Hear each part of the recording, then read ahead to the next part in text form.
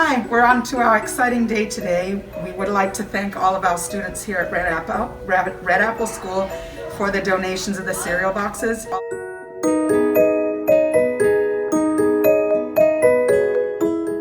And we can't wait for the domino off time. It's going to be so exciting. We have had many staff here extremely flexible and generous, as well as our kids and our families in the community. Malicki's, Piggly Wiggly, and Aldi have been amazing supporters and partners in the flexibility and availability of getting what we needed.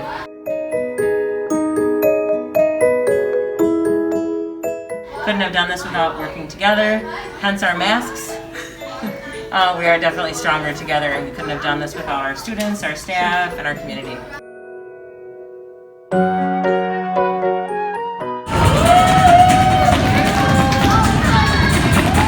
So all of the students got a chance to set up. We had approximately 2,300, and fourth, kindergarten, third, a lot of them were our highest ones, and they're able to monitor, help set up, help clear up at the end of the day when it's all over and done with.